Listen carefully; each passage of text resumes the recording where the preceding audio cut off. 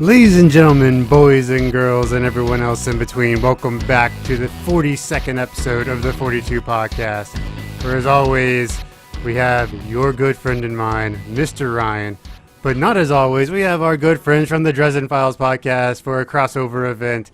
Yay! How is everybody doing today? Fantastic. Yay, awesome. We have back Alex and Justin from the last time we did this, which was like episode 34 or something like that. Actually, I had probably older than that. I don't know. But now we have another Alex. So y'all introduce yourselves. I asked y'all to prepare like your favorite book and or movie so we can make fun of you for having terrible taste. So why don't we go from left to right? So Justin, why don't you start? Then director Alex, then new Alex. And yeah, so we'll go from there. Favorite book and or movie.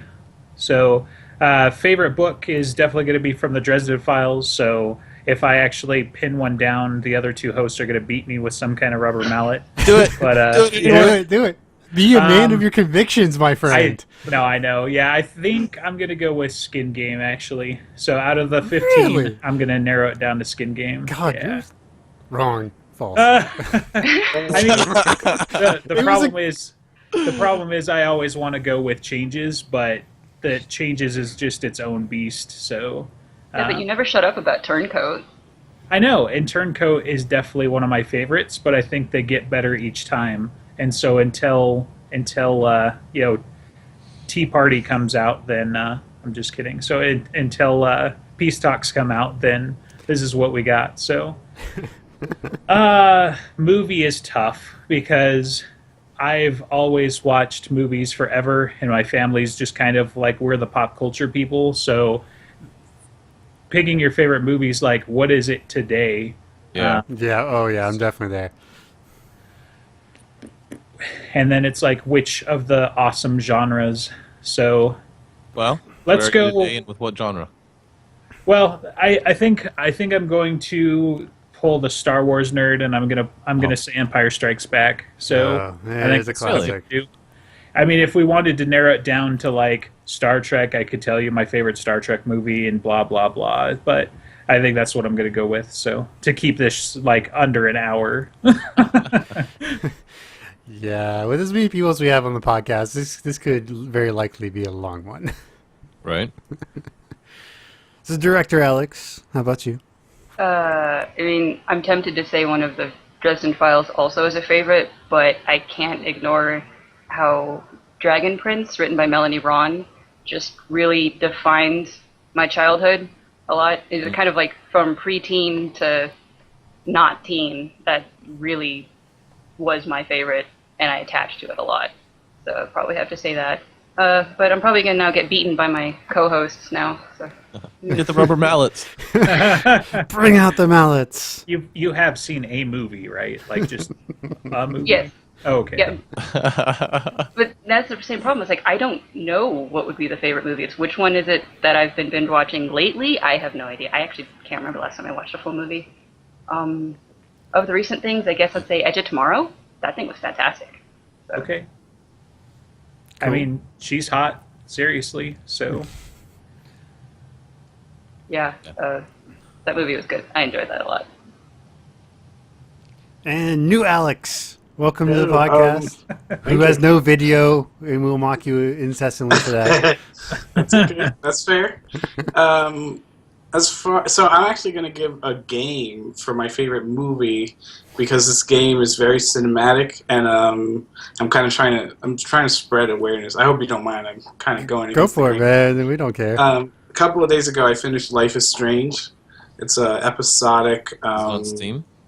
Yeah, it's Steam, PS4, Xbox One. It's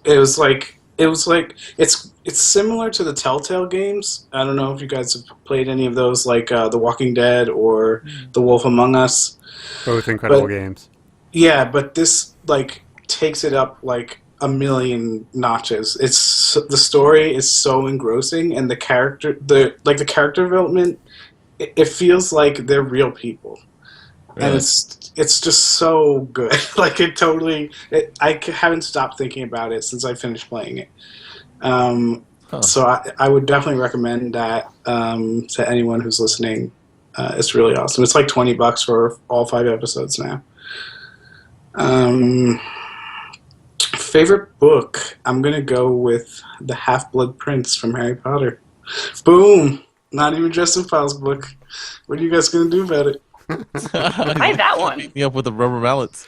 But Half-Blood Prince. I don't. It just has my favorite story of all the books. Is that the one with the?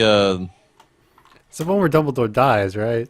Yeah. Spoiler alert. I mean, it Yeah. book's like 15 years old, but Right. you never know. See the movies and every the one- instance ever. Snape kills Heard it Dumbledore. here first. Right. Yeah. No, that's definitely. I don't know. It's just always been my favorite. Yeah, my favorite book. That is a good book. That's a really good book. Man, I couldn't get that far. I got like a quarter Really? away. Yeah, I got a Oh. quarter way into the 5th book, or the Phoenix, and I was like, Man. "Fuck you, J.K. Rowling. Your Yeah. writing style is terrible. I'm done." And I just quit. I quit listening That's to him. 5 more books than I made it, so good job. Yeah. I mean, Stephen Fry does an amazing job reading those books. So I'll He give does. him. He's an amazing voice actor. I forgot that I was listening to a single person doing all of those voices I when know, listening to right? the audiobooks. Oh yeah, yeah, absolutely. All right, Ryan. Favorite book and/or movie? Well, my favorite movie. It's so hard to choose, right? Like Right. one movie, but it has to be Fight Club. Oh, nice. Classic. It Yeah. defined me, Choice. like as a kid, like as a teenager. Yeah, that. And book, man. I guess I'd go with the what is it, Death Mask, Oh, that's a good one. Oh, yeah. with Nicodemus and Yeah. You see Director Alex over here, like, biting her tongue. No, Why? no, it's okay. We can just like do ranking at some point. We can get into like war with each other just over Yeah. that bit. Did you guys listen to that episode or know what we're talking about? no. I've listened to some of the ranking episode. Yeah. Yeah. We did like a 2-hour-long episode where, because we were going to do a series of episodes where we ranked all the books in order, and we couldn't even get past the first 4 books or 5 books, and we got like tons of people, like at least half a dozen or a dozen. I guess that's not a ton of people, but a bunch of people saying like we fucking. Sorry, is there? No, is this no. okay? It's an No. explicit podcast. Okay, we got people like we fucking hate this. It's terrible. It was like so frustrating for them to listen to us go back and forth. But it was fun. On the other side, we had a couple diehard fans saying that this is perfect, keep doing this, don't ever doubt yourself on this. Yeah. And so we're Yeah. just left really confused on what to do. Yeah, whatever you want to do. Who Yeah, cares? dude, yeah. If they keep coming back. It doesn't matter. Good choice, though, Ryan. I like that book, too. So, Yeah? yeah. Are you just patronizing me? You making fun No, of me? no, no. No, I for agree. sure. Okay. Yeah, good. I mean, Death Masks, it's, Susan comes back, right? So Yes. you get to see all the new sexy hotness, and, spoiler alert, they have a kid because of the stuff that happens Sexy here. hotness. So, right, because of sexy hotness, and you're like, huh, Butcher can write. So I don't know. That's the I one don't. that really stretches. Yeah, that's legs what up. he it really takes off for me. Yeah. Death Mask. Nice. And I'm such a huge fan of the Denarians. Yeah. And I like right. at the end of that one, you don't know what's gonna happen. You know what I mean? Like he buries the coin, you're like, oh, where's Butcher gonna go with this? That's one of the few times where I wish I didn't have the rest of the series completed. I would have liked to have wondered what was gonna happen next. Because in my universe, I read that one and then instantly started the next book. I don't, Right. as soon as I could. So I didn't have any waiting time to like ponder, like, oh, what's gonna happen with that coin? Because in your mind, you know that Dresden is really seduced by that kind of power. It's like, I'm curious. Speaking of the Denarians, and I was not on the last episode, and you guys started talking about Nicodemus, and I was listening, and I was just like screaming to myself in my car. I don't know if these guys told you how I feel about Nicodemus, the character. I think you guys were talking about like what makes it or which characters are evil, right? No, it was a while ago. It was, Yeah, something like that. yeah, and someone kept saying that like Nicodemus wasn't like that evil of a character, and I'm just like, ugh. Who said that? I don't know, but Probably me. It was probably Alex. Alex Yeah. would say. Nicodemus is the most evil character, period, in the story. No. But No? we don't have to, Who is we don't that? have to open that can of words. We don't have to Okay. open that can of words. just because I was listening to y'all. Y'all recently had that discussion like 2 podcasts ago, right? 3 podcasts ago? Yeah, after you guys came on and we were talking about Nicodemus, we got criticism that we were like missing a certain aspect of that conversation, so we had an entire new episode basically focusing on that. Right. And then like a little bit of other stuff at the end, so it's like we just got into that conversation for a long time. Yeah. I think there's a issue with actually defining good and evil the way y'all were. I think you can define it by lawfully good and evil, which would make things a lot easier. But then a lot of people in the story would fall into the evil category. Because even Murphy towards the end is doing things that a cop wouldn't approve of. Yeah. So if you're going to base it on what society would define as good and right, or right and wrong, they're all wrong. And if you're going to base it on like who's good for just that circle of story, then a lot of them are good. A lot of them take care of each other, and a lot of them are enemy friends, right? You know, they kind of scratch each other's backs against the greater evil.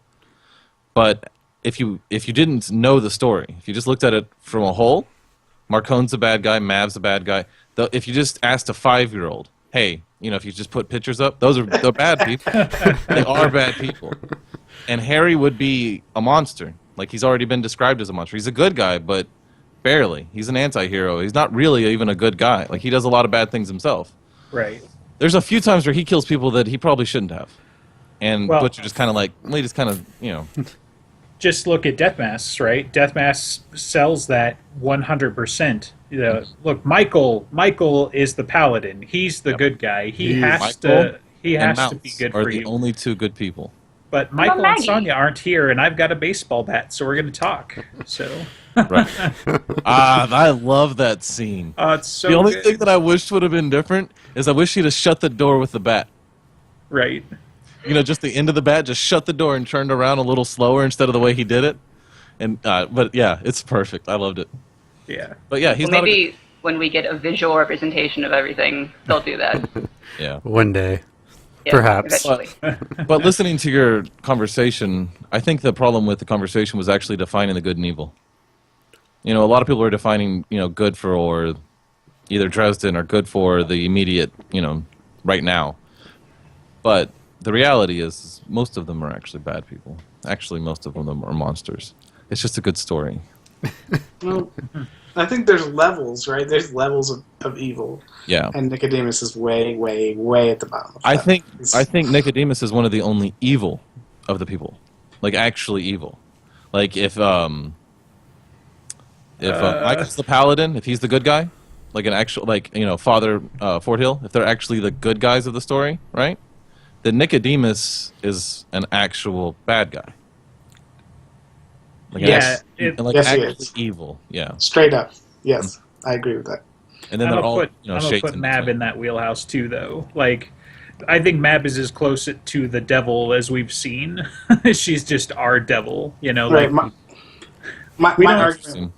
yeah, My argument was that because Mab is Mab lacks the ability to be she lacks free will, and B, she doesn't have an understanding of what, just like Bob doesn't really have an understanding of what is good Right. and bad. Yeah, I think I was so frustrated listening to y'all make that conversation because no one mentioned, they kept making talking about Mav being able to make choices. She can make her own choices or not, and no one mentioned free will.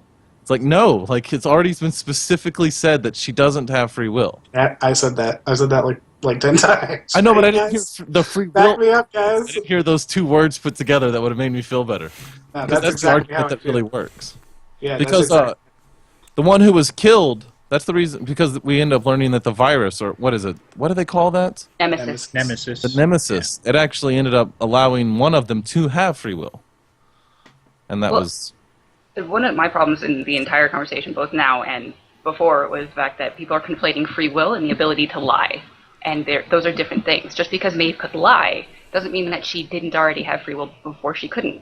So I'd have to listen to it again, but I thought it actually specifically mentions free will. I thought that I was remember one of Mav the saying conversations. things like choices. Everybody wants choices or free will, and everyone who doesn't have it wants it. But Yeah, there's a whole conversation about it.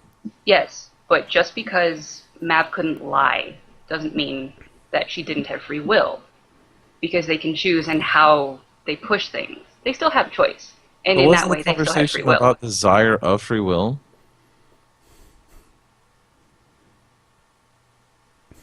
I mean, I'm pretty sure it straight up said that the fairy queens don't have free will. Yeah, I'd have to listen Don't to it think again, so. but I'm pretty sure. We'll have to listen to it. But anyway, I don't think she does. I really do think she's like a... Oh, I think we lost Justin. Did we lose Justin? Oh, no! There he is. Justin! Yes. And on this week's episode of the Dresden Files podcast, we talk about free will. Let's see. If I don't know about movies, because movies are tough, because there's so many. But favorite book for me, I mean, this is mostly on its re-listening value, is probably Ready Player One. Ah, yeah.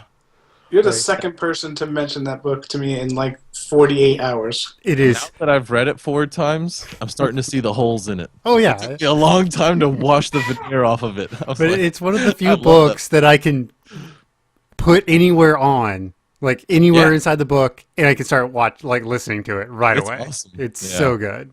It is. It really is. Uh, Yeah, have you ever read it, Alex? No, I might give it a try though. Oh my god, it's a blast. It's so much fun. It's like a the old 80s, like a movie like War Games or Ferris Bueller's Day Off.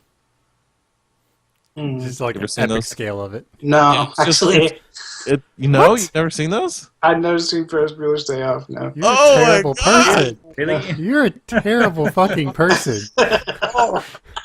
Hey man, nice to meet you Live. too. Don't kill yourself. No, there's like a couple of older movies that I just never got back to, I guess. I mean, to be fair, I only saw Godfather last year, but I've seen Really? it now. Yeah, Damn. I've never seen Godfather. it's overrated. Really? Okay. Godfather 2 is not overrated. Godfather 2 is amazing. I have not seen Godfather 2. I've only seen Godfather You have 1. to. Oh, Godfather 2 is the epic. yeah. Yeah. Who are you people? Like, who am I in the company of all of a sudden? Like, What are you y'all talking seemed about? on the up and up in level, but you haven't seen Ferris Bueller's Day Off. Like, come on. Okay, so I know a lot of the references to it, like the whole Bueller thing. Don't. You need to see it. all right, so this asks the question: what's the one movie you think is just severely overrated? That is like considered a classic that you think just fucking sucks. Avengers. Ooh, oh, that's okay. God. We used to be cool. I don't think we're friends anymore. Show your work, This Alex. is after Show I your- said Joss Whedon is a shitty writer and everything, and you're surprised I say Avengers sucked. Oh, Like, Joss and Whedon she- is not a shitty writer. You are I wrong, woman. cannot. Like, read comics, for the love of God. Like, Actually, I don't it read was- comics. That's it was probably- everything every nerd has ever wanted out of a comic book movie. Just think about the Battle of New York and the montage that like happens, but instead of like breaking shit up into frames, we just zoom into different parts of the battle, and we've got Captain America fighting with Iron Man and bouncing shit off their shields and shit like they do in the comics. Like, come on, it's amazing. Okay, Alex, you have to defend your position better than Josh Whedon is a shitty writer, because we all know that's a lie. So, I have never been impressed with anything of he's written, but a lot of it is like Justin brought up the episode of Buffy called Hush that he made in terms of like as a retort to people Right. saying that he's just awesome witticisms and stuff.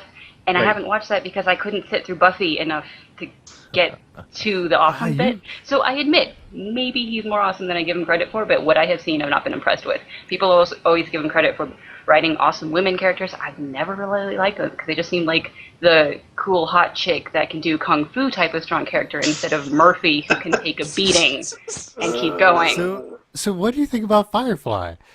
Yeah, did I you never see watched Firefly? it. Yeah, you should watch it. What? Oh, okay, I'm going to defend Alex. I'm going to I revoke hadn't- your nerd cred here. No, Just- I hadn't watched it until several months ago. Hey, we've already established you have terrible taste, man. You go the other Alex. Because I like Joss Whedon. That's man. funny. We're gonna have a get together at some point. We're gonna sit you down. We're gonna tape you to a chair, and you're gonna watch all tape your 15 eyelids hours like of Firefly. Like, come on. Yeah, because that's all there is. That's all Yeah. there is. Spoiler alert. Hey, Yeah, that's Let me- another let thing. me tell you- you can't just say that. I mean, I know it just stops at some point, and Yeah. it just like I don't. I think it was you, Ryan, who said that. I don't want to get into something that just stops, never getting like anything more. I've never seen it either. Oh my So God. you saying we all have terrible taste. But actually, let me quickly tell a story about that. Right? I think it's 14 or 12 episodes. I can't remember. But- 12 were aired, but it was a total of 15. I think that's right. Okay. Well, I got to whatever the last episode was, and I knew that there was only so many episodes and that it was like a really short one-season thing because it got canceled. I get to the last episode, and I'm like in the last like 5 minutes, but I forgot that I thought there was another episode for some reason. So I get to the last 5 minutes, and I'm like, I fucking freaked out. Like, really panic attack freaked out because I couldn't believe this really great series ended like just so abruptly with there's no ending. There's literally no ending. It's just like that's it. It's over. That's what like Serenity is for. It's trying to give you some closure. Serenity is an even bigger disappointment. It was a good movie, but it was a disappointment because they shoved like 4 seasons of story into like an hour and a half movie, right? Or 2-hour movie. It's so rushed and there's like so much stuff. It would have been so much better as a couple seasons, I think. Absolutely. Yeah. Serenity is your death masks if Butcher just stopped writing. That's what that's what Serenity is. God. At the end, they bury the coin, and then you're like, "What the fuck was No. that? Where's the rest of the story?" It's like literally no resolution. It's fuck. It makes me so upset. It's just like it's like they talk about in White Knight how there's a Dresden Files podcast how there was in the very beginning the woman that commits suicide in quotation marks, she left her meat soaking, like marinating, and it looks like basically someone was there and then just went out for the night but then died. That's what this is like. You know what I'm saying? Does that make sense to anyone? Yeah. It's like Yeah. the book just ending halfway through. Not even at the end, but just halfway Exactly. through. You're like, what the fuck? Where's the next page? Yeah, that kind of feeling. Oh. All right, Justin, what's your overrated, like just classic overrated movie? Overrated. Man. I don't know, because I'm bad in the sense that like there's only a handful of movies that I've ever even walked out of. Let's see. Oh, can I do a new movie that's overrated? Yeah. Absolutely. Star Wars Episode 7. Bam, I said it. Don't spoil it. Don't spoil it. I haven't seen it. Get out! What? I haven't seen it yet. I'm- I'm So, so sick I'm- of people. Half kidding. I've only seen it one time, and everybody that I've ever talked to, including numerous reviews online, say don't hate it till you've seen it twice. So I still got to work it up to see the second time. But talk about a hype train that I was watching it, and I'm like, don't do it, don't be bad. I'm gonna give you your dues. You know, we went and saw it. So You I know, just like 2 episodes ago, Ryan went on like a 20-minute rant about the new Star Wars. yeah. Yeah, Maybe I'll- we're gonna share notes then, Ryan, because I think you're the only person that hasn't like vomited in their mouth when I just said it wasn't the greatest movie ever. No, you're not the Oh No, no. like for me, the new Star Wars was good, not great, but I'm really excited for the new stuff. Right, Yeah. for Like, sure. that's kind of what that's like. So it's you know, I can see all its flaws, but I really want Episode 8 right now. Yeah. Okay, sure. I'll give that to you because you got to believe that there's more to the story. And Right. knowing that they're doing another trilogy, there will be more to the story. This isn't just Star Trek where it's like that's what we get for the next 3 years. Yeah. But, you know, I just, without spoiling it, I think that's the one that comes to mind. Like, without digging through an extensive library of movies and being like, which one do I hate the most that everybody loves? Like, I Yeah. think that's the one that comes to mind. So, All right, Just a side note, real quick, Director Alex, it's not spoiled yet. You don't know what happens in it. I know a little bit. You I live don't in a want cave? more. right. No, don't. I haven't been able to go see it because I'm going to go see it with my husband, but he's too busy to go with me. So I've just kind of been waiting and hoping that he doesn't collapse because he's overworked. Do you guys on Sundays? Because there's this new invention called a Sunday where you can go Well, see a no, matinee. so he's in his last semester as a physics math double major right now, and he has to take advanced lab, which is sucking like at least 20 hours a week out of him for one class. And he has to go into the lab every single day. So Sundays are like the only days that he doesn't have to go. I'm not going to ask him to go to the movie to see a movie that he doesn't really want to see on that day. So I will say it's amazing how little the internet has spoiled this. Like the fact that you've gone this far and you don't know. I saw a thing where someone took the synopsis of A New Hope, crossed out a few words, and replaced them. And that was enough that it got at least one big spoiler, but I'm hoping that it didn't ruin everything. Right. No, I don't think so. Yeah, if that's all you got, then it should be good. Yeah. So, who's next? New Alex. Okay, I found one. I think This Is the End for me was very Wait, we're saying overrated, right? Yeah. Yeah. Yes, You didn't like definitely it. over. Yeah, it wasn't as funny. I don't know. I love Judd Apatow movies. I love all those actors. It just felt really forced and like they were trying to pour all this money into like this blockbuster movie when the real charm of those movies is they're like really not huge budget, lots of dialogue. That's what makes them funny. I don't know. What do you guys think? Yeah, that movie was okay. I mean, Yeah. That was the Seth Rogen and giant Satan dong just flapping around. It felt like it was just they were just haven't trying seen so it, hard. Yeah. What movie? Well, I think I missed that bit. Oh, This Is the End. Oh. Yeah. Yeah, and I think from the previews I was like kind of excited, and then the closer it got out, the more like they revealed about the movie, and then I'm like, and so I just still haven't seen it. So it's probably worth watching at least once. What? You just said it sucked. No, he said it was overrated. I mean, it wasn't. It's kind of. I think it's definitely on the way lower end of Judd Apatow movies. See, it's weird because I normally find myself defending movies that everyone else doesn't think are as good. So it's a weird position to be in. Nice. Let's see. For me, it's 2001: A Space Odyssey. That movie is terrible. Terrible pacing. Terrible writing. It's a clusterfuck of a movie. It's a terrible fucking movie. And everyone's like, "Oh my god," because it won Best Picture and all that shit. Or I think it did anyway. Terrible movie. Is it? I've never seen it. Oh, it's terrible. It's so. We slow. actually just rewatched it, so yeah. I mean, Come at me, bro.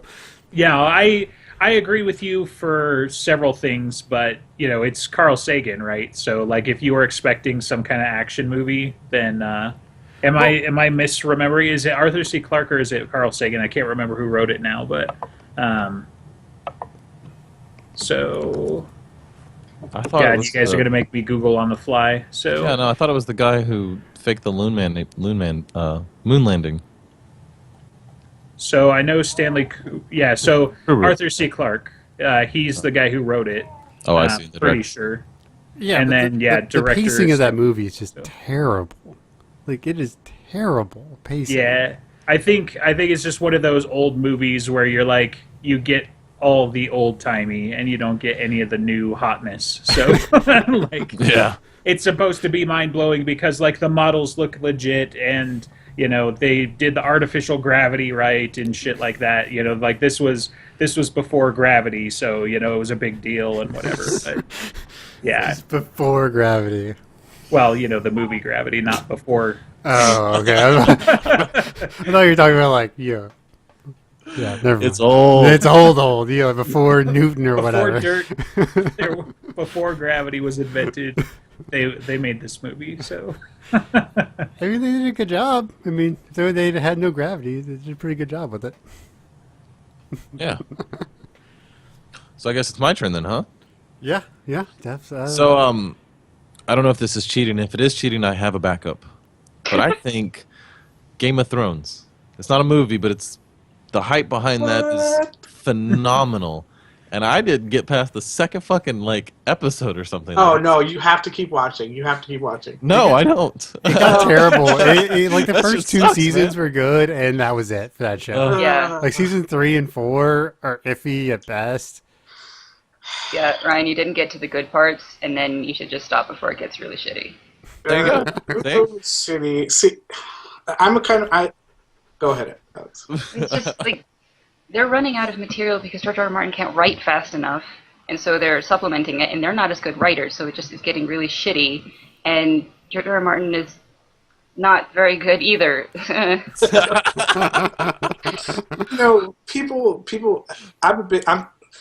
I put a lot of stock in production value because people, you don't really realize like how much like man hours and time and money goes into a show like Game of Thrones, because that's part of the effect of good production value. You don't notice how good it is, but to actually notice how good it is, that means it's like 2 or 3 times the production, that something else might be that you wouldn't notice. So don't they spend like $6 million per episode? Something like So- that. Something nuts, yeah.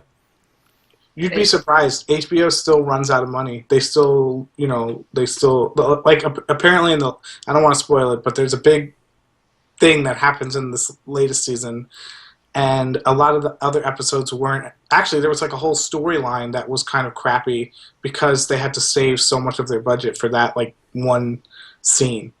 So that's kind of what happens. Even on a network like HBO where they have tons of money, they still sometimes run out of money. It takes insane resources to make that show. Was it the scene where Khaleesi breaks out like the Zippo lighter and she's like, "I'm the Queen of Dragons"? So, I haven't watched past the first episode, Ryan. So for me, it's not even necessarily like I hate the show, but just the whole idea of the period and the way that it's written and everything like that. Like, spoiler alert, for anybody who's even more in the dark than the two of us, but they push the kid out the window the first episode, and I'm like, and I'm done. Like, I just choose not to be entertained by that kind of shit. Like, you can sort of look the other way for incest and whatever, because, maybe they're just actors and you don't need to worry about it, but you can't get away from the fact that, like, Khaleesi's a teenager, like legitimately in the books, and that they just pushed the kid out the fucking window. So I'm like, okay, I'm just not gonna have fun with this show apparently. No, I think it's like 12 or 13 in the books, but that's part of the whole atmosphere, the whole world that he's creating. It's brutal. It's historically accurate, which is fine, sure, great, whatever, but there's a lot of shit that's historically accurate, like, armies raping and pillaging and burning down everything, that I just don't find entertaining for 2 hours while I watch some episodes. So, like, let's binge Machiavelli's The Prince, where he shows us how he entertained his troops in, medieval Italy. Like, no thanks, sorry. So, we moved on. I mean, just to kind of give it to you from another point of view. Like in the books, each chapter has a point of view character. Yeah. And so what the story is really about is the characters, and the setting and everything else is kind of just like and even a lot of the story is just kind of like a platform for the characters to be on top of. And in order to kind of learn or become enamored by the characters, you have to watch more than 2 or 3 episodes. Really, if by the time you get to the end of the first season, if you're not enjoying it, then you should stop. That's just my suggestion. Season, like, at times, but I actually like sat down and watched, because they were all out. I was like, all right, let's do this. So we sat down and watched the first episode, sat down and watched the second episode, and then the third episode I fell asleep and I never went back. I never went back. But I've watched all of the first season, I think. But, here and there at other people's houses, but it's just not for me. I just don't find it entertaining. I just find Khaleesi so goddamn fucking annoying that I don't want to watch that show. I just find her just annoying. I just can't stand it's the actress herself. It's like the actual actress. Like, you play that character so shitty. She makes me fucking furious. And if she's that dumb in the books, I'm never going to read the books either. Like, it's just annoying, like, the mistakes she's she like makes. 12 years old. Give her a break, man. Well, what the fuck? I don't know. I guess they don't portray that enough in the movie, in, like, the TV show. Like, I've never read the books. I didn't know she was supposed to be, 12. They tried to age her up. They tried to age everybody up because the kids are way too young. Otherwise but it's illegal. Right. You can't film that shit even if you're I get HBO. that. So, but I didn't. But because of that, you think she's 20.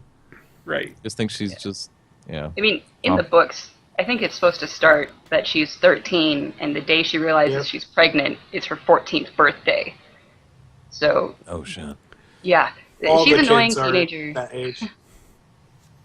I mean, like Bran was supposed to be like 8 or 9, and they aged him up a little bit more because he's like, you can't do it. But if you're annoyed by Khaleesi, then you shouldn't keep watching because the first season was her best season. Oh, by far. Like, she's terrible in season 4. I think there are parts later in the show where she's worse. But I think season 2, where she's I guess the end of season 1, beginning of season 2, she kind of comes into her own. Yeah, and then she like stops being a person. I just need Alex like on call for hot takes because that's what she does best. She's like, nope, they're terrible. It's like.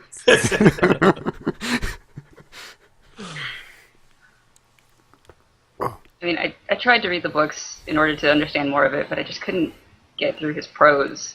Like he's good at the storylines, and that's what HBO is getting bad at. He can't do prose that I'm willing to slog through. Yes, it is. I tried to listen to the books, and it's hard to get through. Really? Yeah, it's like wading through mud, man. When I couldn't read it on my Kindle anymore, I couldn't like, okay, maybe I'll do the audiobook and that'd be easier. And then the voice actor for that was horrendous. I couldn't listen to it because it was too painful. And he's like mispronouncing people's names and everything. Yeah, I hate that shit. Where you're like, man, maybe the audiobook will help, and then it's like saw off both of your feet. You're like, oh god. I mean, honestly, so talking about that, that's the reason why I haven't read Codex Alera, is because going from James Marsters to that gal who's like, she's world famous and everybody loves her and shit, and I could give two fucks, because seriously, man, it's tough. I stopped and picked up book 1 multiple times, and then when I realized like I'm in book 2 starting out of 5, and I'm like, oh fuck it, I'll read them. I'll just read them at some point. So yeah, the voice actor is pretty terrible for Codex Alera. I've tried to listen to that thing 4 or 5 times. She's got this really like airy British voice. It's just right. I think it's Wheel of Time, right? Like, isn't that her? That's the feather in her cap. Is like she did Wheel of Time or something like that. And I'm like, nope, sorry, doesn't matter. Never listening to that book series. Right. I got spoiled by audiobooks from James Marster, listening to him, because he gets so good by the end of it. And those were the first like 15 audiobooks I ever listened to, right? And then I started buying these other books like Snow Crash or, stuff like that. And it's just like, oh my God, these people are horrible at reading books. I just expected them all to be as good as at least as good as the Dresden Files, right? No, because that's the problem. Like up until, I don't know, hell, the last 5 years or so almost, audiobooks has just been, we're going to have somebody read you the book. Yeah. That's it. Mm-hmm. Marsters, and then like World War Z was one of those outliers as well, because World War Z has multiple like voice actors and shit. Really? They don't do that. Like that's my understanding. Anyway, I haven't listened to that one because that one I did read. They do have multiple voice actors. It's very well done. Right, and so like that shit is the anomaly because nobody puts in the money for it. Like the audiobook's an afterthought. Even though they charges for it, like out the nose for it. Yeah, right. Like $70 or something, depending on the book and shit. Like it's crazy, but yeah. So it's weird because you start with stuff like Marsters and you think, oh yeah, everything must be this good, but really for the last like 30 plus years, it's just all been shit. And Marsters is like that little diamond in the rough. Yeah, I listened to the Dresden Files and then straight into the Harry Potter books. And whoever reads those does an amazing job. If you listen to the Stephen Fry version, because there's 2 versions out there. And, okay. It's Stephen Fry, that's the one. I listened to the Stephen Fry version then. So I went from that into like the Necronomicon or whatever from, H.P. Lovecraft? Neil, what's his name? Lovecraft? No, Neil Gaiman? Yeah, that one. Yeah. It's like, the reader of that one sucks. So... Yeah, so I'd be careful with listening to the Necronomicon because you might wind up with ghost demons and Did I things say the wrong coming in book? What from book is it? What book is it? The one the with outside. the one with about hacking, about the geniuses in World War II, and it keeps flopping back from the future and the past, and about math. It's a classic. Okay, it's probably definitely not the Necronomicon, but Yeah, I it's don't remember what it is. It's the It's one a- about hacking the. You're thinking the Enigma, right? So Oh, it's not the Enigma. Hang on, I'll look it up real quick. Anyway, keep talking. yeah, it's the Necronomicon. That's a No, it way isn't. different book. Way different. I book. think it's the imitation game, right? No. No, it's No, because that's isn't that Turing? So Yeah. Oh yeah, okay. Yeah. like it's a classic. I don't even know what they're called. Fuck it, y'all got me flustered now because I feel embarrassed 'cause I can't remember what the fuck it's called. Anyway, I'll look it up.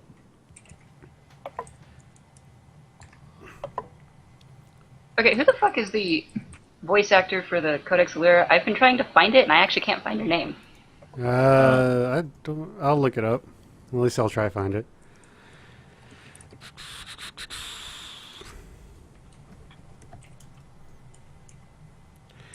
It's such great radio as we're all trying to Google this shit. right? Yeah. And Listen to us type. narrated by Kate Reading. Right. Okay, that's a name I found, but I couldn't see anything of her. Let's see. She's The Way of Kings. Whatever that is. My You don't know what that is? No. Oh, The Great dear. Hunt. Yeah, she did some Wheel of Time books. She did Wheel of Time.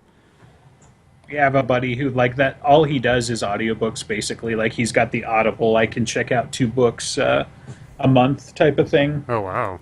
And I mean, it's not a horrible deal when you go to like buy each one individually and shit. But at the same time, like it's like $30 a month, I think. So Yeah. it's still pretty spendy for a recurring type of thing. So, but Hey, pro tip. A lot of times Kindle, if you buy the books, the ebooks from Kindle, you get a discount to just straight up buy the Audible books. Because Like Audible right is owned now- by Amazon. Yeah. Right. Yeah. Like right now, I think I can buy, I don't know, one of the books is like $12 instead of like $35 or $40. So nice. You shouldn't do this, but there is an entire torrent site dedicated just to audiobooks. Just saying.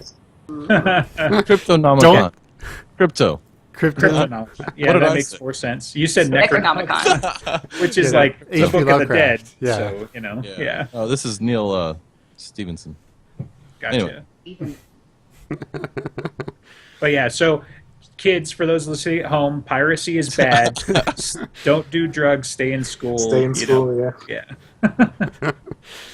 Yeah. Take and drive. Right. Definitely don't do that. Yeah, actually, don't do that. Don't actually do The that. rest of that was sarcasm. Yeah. Get an Uber. It's way cheaper than death. Right. Or the ticket. Gosh damn, get pulled over, see what happens.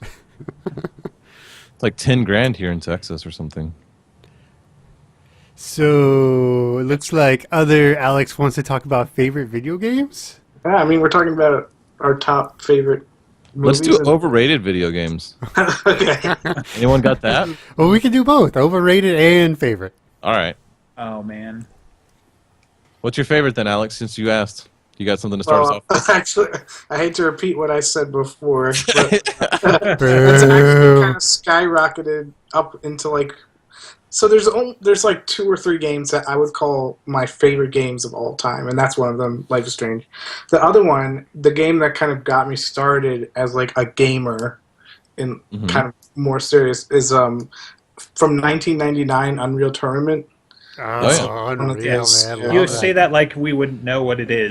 So So lots of people don't. Lots of people You don't. didn't know What? what Ferris Bueller's Day Off was. that's I don't know what this is. Yeah, Unreal Tournament? So you have.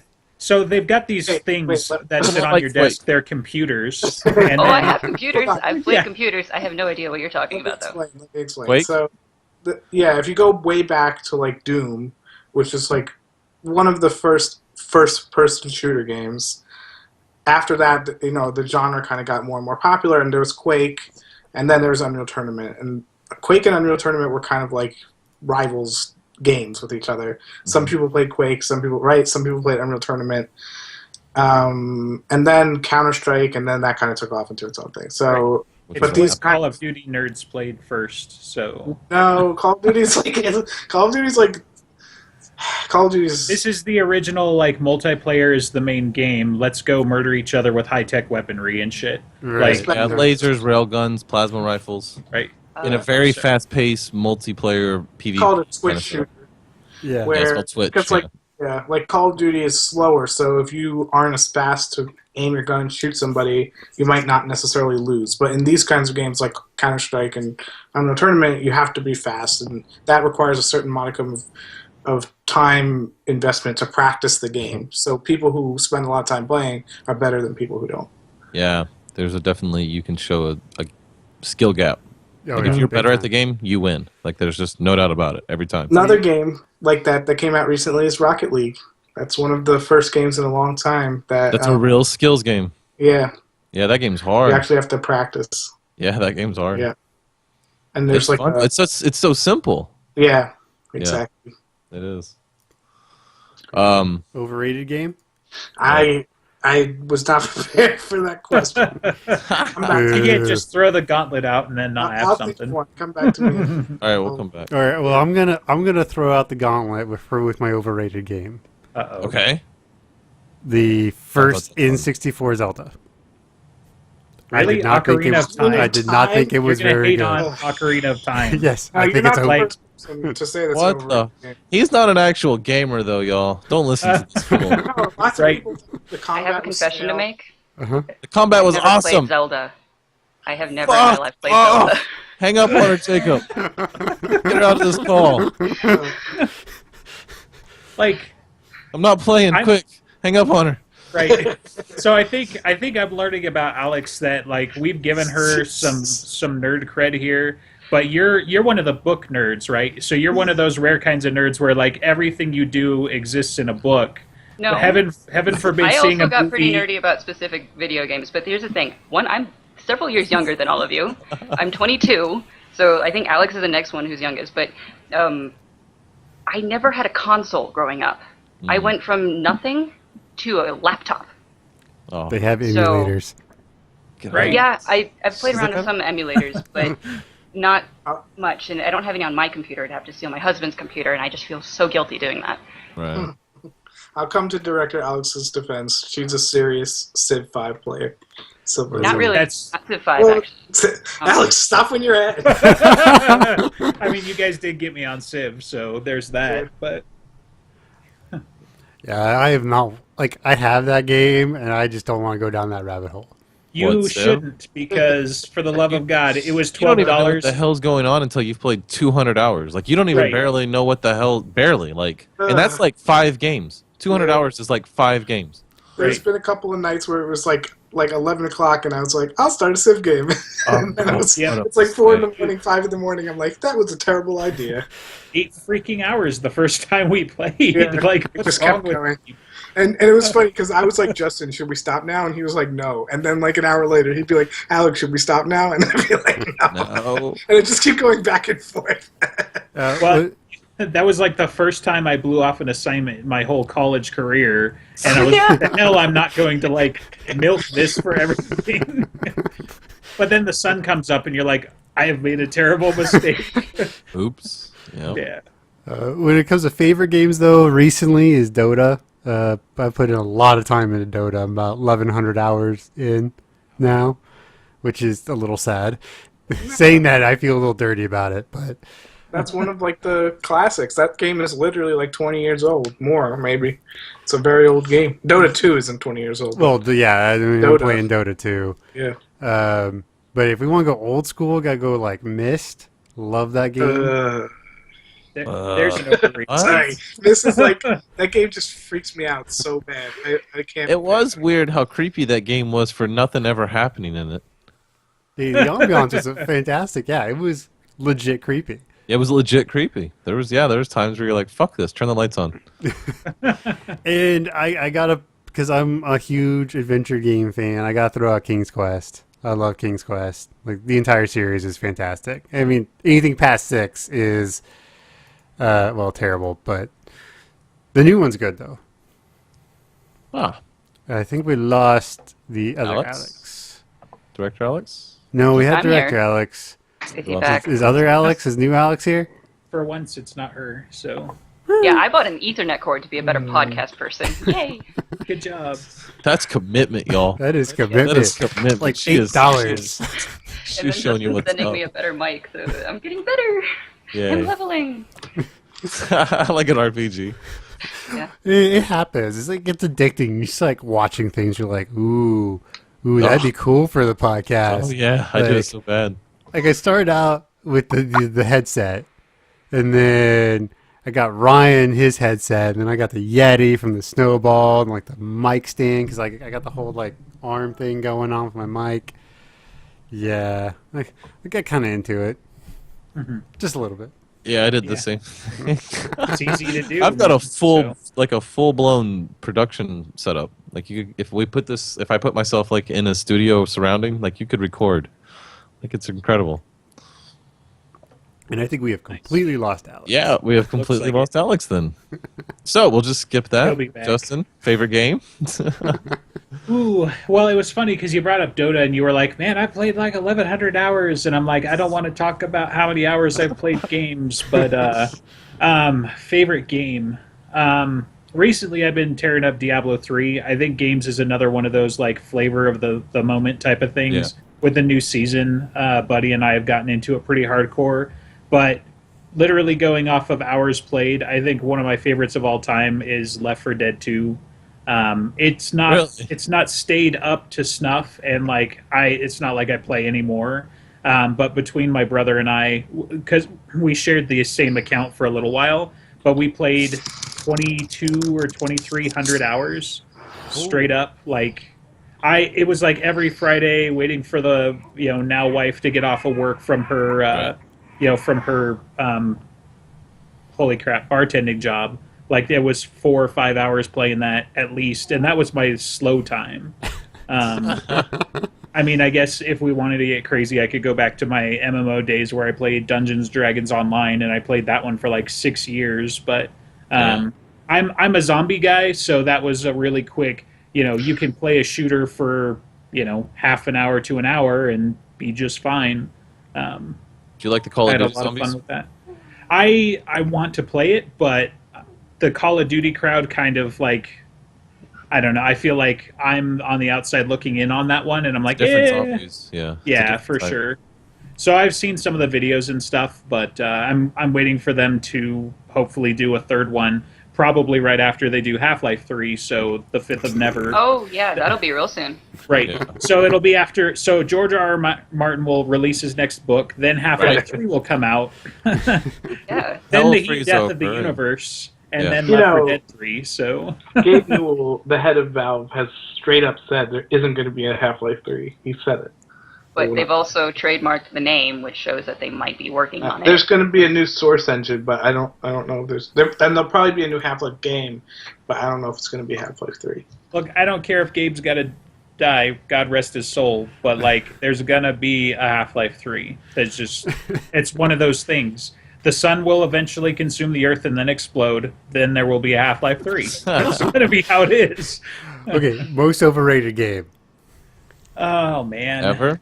in your I don't opinion. know. I gotta say, if you're going all the way back to Myst was one that I never ever got into, and so that'll be an easy one to just be. I'm sorry, like it was a moving book, like God, it was so so that's an easy one to throw down. Yeah. on. I didn't get to say because I cut out there that I lost sound. Myst just freaks me the fuck out. I can't play that game. I don't know why. It's like, first of all, there's guys with fuzzy voices trying to talk to you from books, and the whole game is about making their voices clearer, right? That's how you like finish the game, is eventually being able to hear what they're saying. That's fucking weird. I don't know. Myst is just weird. Well, you actually end up starting to communicate with him. You're trying to free him from That's- the book. yeah. Or- That would freak me the fuck out. I just It's a like, good, okay, it's a I'm good gonna game. go. It is creepy though. I'm gonna go over to the other side of this place now. Goodbye. Yeah. No, but I do understand the merit of that game. Actually, have you guys checked out The Witness? Yep, I bought it this weekend. Yeah, that's supposed to be the modern version of Myst. It's Yeah, it good. is. I had some weird screen issues with it, so I haven't been able to play too much of it, but working on fixing it. Cool. Yeah, it's a good one. So, Director Alex, your turn. Okay, the favorite one is easy because I sunk way too many hours in that. I have no idea how many because I don't have a convenient counter like Steam does, but Morrowind. I got a copy of that when I was 7, and I pretty much never stopped playing it. I haven't played it much lately, but yeah, I sunk too many hours in that. That was one of those real giant open world RPGs, and it didn't have any directive. You didn't have to do anything necessary. You could just go kill people. You could go steal stuff. You could go. Yeah, that game was incredible. And it was such an interesting world too. Like It was. fucking mushroom trees. Yeah. I couldn't get over that. I loved it. The one where you could walk, I was walking down the road, and a guy comes flying through the trees, and he lands. I was like, "What the hell?" And you go over there, and you read, and he's got a spell book. Yeah. And it's got 4 uses for like extra long jump or whatever, and it's got this whole little note about him explain. I was like, "What the hell?" So as you do, I tried one of the spells. It did the exact same thing he did. Whoosh! You fly across most of the map, and then you fly through the trees and die. I was like, well, should have expected that. You know what I mean? The game was one fun. of my like goals always when I was playing a character is like level up enough that I could take one of those spells, land without any preparation, and survive it. that. Yeah, that was a good game. Overrated games? Do you have any games that everybody talks about that you're just like, oh, fuck off? I'm a little afraid to say it. Let's hear it. Kind of the recent Fallout games. Yeah. The new one? Or the like Fallout 3 included? Fallout 3 included. Ah, Because fuck off! I think Bethesda fucked it up. I mean, Really? I think Morrowind was the best game they ever came out with, and then after that, they've just been going downhill. They Oh, took away she's biased. all You hear it. of You hear the bias right there. good writers, and I'm just like, ugh. Well, I'm gonna be on your side a little bit here. So I literally own the Fallout 3 Game of the Year edition and New Vegas because of some Steam sale, and I made it all the way through character creation and got outside the vault, and I'm like, what the ever-loving fuck is this? And I just realized, like, I was expecting more of a Mass Effect style RPG in the sense that, like, there will be a lot of shooting and then occasionally I'll have some story that's cool. But really, it's like a straight up. So you've got to worry about like food and drinking and shit, and like your backpack gets full. And I was like, I just spent an hour building a character, and I would like to play the game now. And I need to go back and do it because Fallout, like the world again, is one of those where I'm just super excited about it, and like I'm interested, and I watch a lot of the Fallout 4 gameplay and that sort of thing, but after spending an hour going through growing up and shit in Fallout 3, and I was like, what the hell is this? So I mean, that's kind of like the world was really cool, but I think that Bethesda's fucking it up because when it wasn't made by Bethesda, it was very different, and now they're trying to retcon certain things, like the Brotherhood of Steel being where they shouldn't be. New Vegas was fantastic. I love that one, but that wasn't made by Bethesda, and they don't have any good writers anymore. They like the guy who made Morrowind so unique and exotic is not there anymore, and that's my problem with it. You brought it, Justin. You brought up another game that's in my like top 5 overrated is the Mass Effect games. Like I think those I don't think they're very good. They are not entertaining at all. I'm gonna give you Mass Effect 3 because that was a huge letdown, and not just because of the story. Like there were several things that just kind of disappointed me in that game, and I don't play the DLC because I'm not going to go spend another $60 to figure out the rest of the story and shit. But Mass Effect 1 and 2 were, to me, they were like picking up BioShock for the first time. Like, it was just like, holy shit, this is amazing. And the idea that you might actually be able to carry your decisions through finally for reals this time, that was what kind of sold me. And then they're like, you know how we've been doing that for like the last 3 to 5 years? We were just fucking with you. So here's Mass Effect 3. And I'm like, what? So I just, anyway. So, like, if you look at it for the whole arc, maybe, but I really dug Mass Effect 1 and 2. And like, those are even, I've gone back and replayed them since, you know, I just liked them that much. So. Yeah, the one I feel like that about is Dragon Age. Dragon Age 1 Origins, I loved it. It was like crack for me for a while. I sunk like a couple of months into it when I had to be focusing on school and stuff. And Dragon Age 2 is just pathetic. BioShock did that. But they redeemed it with Infinite. Yeah, they did redeem it with Infinite. BioShock 2 was terrible. Terrible. Oh, I thought you were going to say Bioshock Infinite was bad. Yeah. No. Yeah, BioShock 2 was not great, but Infinite wasn't... I don't know. I didn't feel that it was part of the... Like, they tried really hard to shoehorn it in, but there's no decisions that you make in the entire game, which is another one of the things that, like, BioShock 1 was kind of about. Like, sure, it's not the main theme of the story or anything, but, you know, BioShock 1, you had 3 different endings, whatever. BioShock 2, you had, like, 16. BioShock Infinite, you get nothing and you'll like it. You know? So it was just like, okay. So, like, we'll make you make choices, but that shit doesn't matter. It was just the illusion of choice, you know. Like Fallout 4. I hear Fallout 4, you can play the whole game without actually ever doing the quest, so, you know. It's a stupid game. Shit makes you so mad. I built a computer for that game. Oh, that's rough. Anyway, so I guess I'll do my favorite games. Sure. Currently playing Binding of Isaac. I have put probably 200 hours into Binding of Isaac in the last month and a half. Like, a lot of Binding of Isaac. I love that game. Favorite game of all time ever has to be Fallout 3 or Majora's Mask.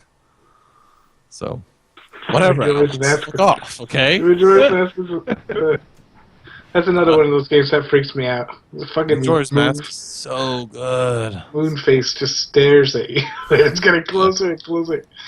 So, overrated game? Me? Yeah. Sonic. Wait, whoa. Which Sonic? Yeah, Sonic, the original Sonic. The one that made Sega a fucking franchise. That game sucks. Are you one of those people who's like, every time I stop my momentum, the game is bad? No, I just don't like the way it worked. I don't like the mechanic. I just felt, I just feel like I just didn't like Sega as a brand, actually. Like, that just goes into, like, I just don't like Sega. Oh, you're wrong, and you should feel bad about being so wrong. Sega was so much better than SNES. I love Genesis. Sega's so good, that's why they're still around and making blockbuster games and everything. So yeah, like sorry, Nintendo, right? Like, the market kind of spoke on that one, I think. You're all wrong, okay? It's just I'll take my Sega Genesis and go home. Justin, you sound like a dying robot. You want to try the mic then? All right, new Alex, you never came up with your overrated. I think the most overrated game I've ever played was Spec Ops: The Line. Have you guys heard of that? It's like this. Spec Ops. Yeah, it's like I can't remember it's first person or third person, and it's weird because I'm playing it and I'm like, this is one of the most terrible games I've ever played. This is horrible. Like, the story is just so unbelievable and shitty. And I'm playing it, and then I'm talking to my friends, and I'm looking it up online, and people are saying how it's like a great game, it's amazing. And I'm like, is this like a big joke? Is this like an internet thing where they're joking? But apparently people really like the game. It's, I don't know. I mean, I would say give it a try. Yeah. Spec Ops: The Line.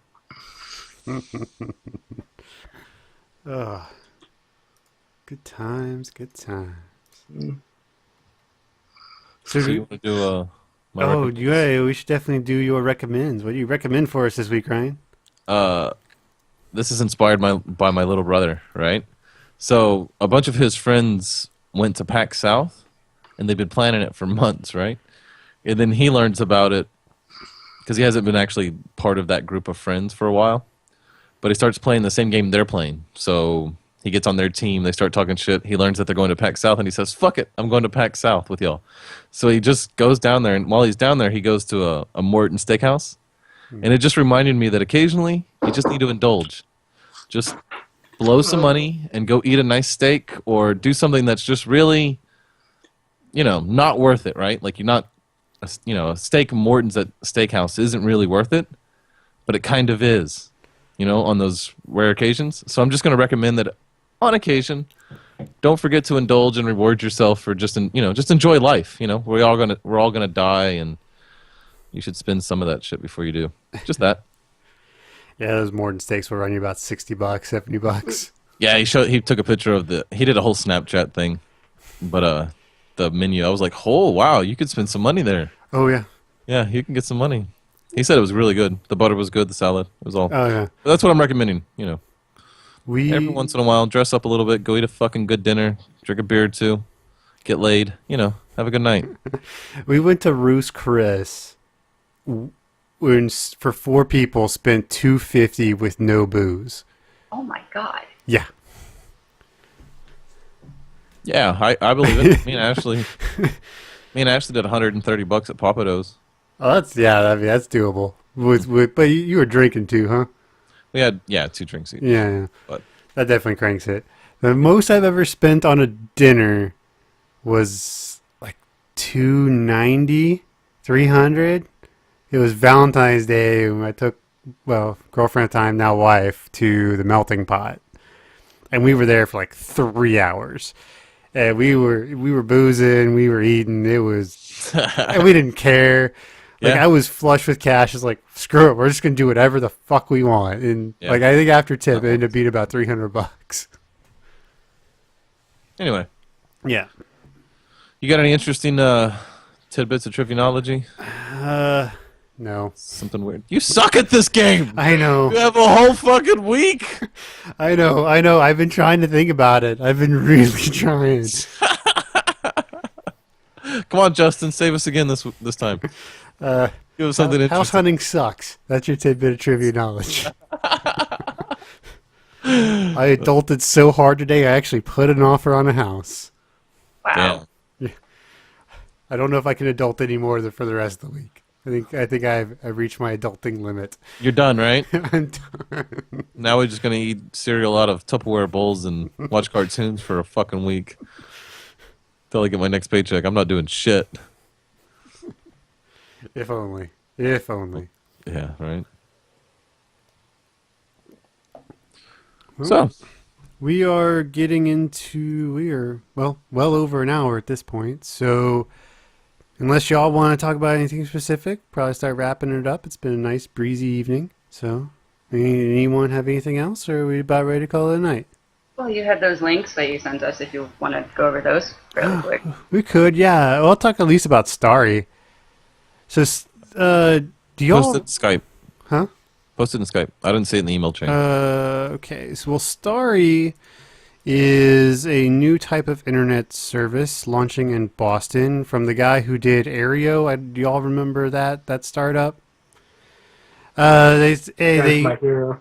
They were recording television that was broadcast over the air and digitizing it and reselling it to consumers.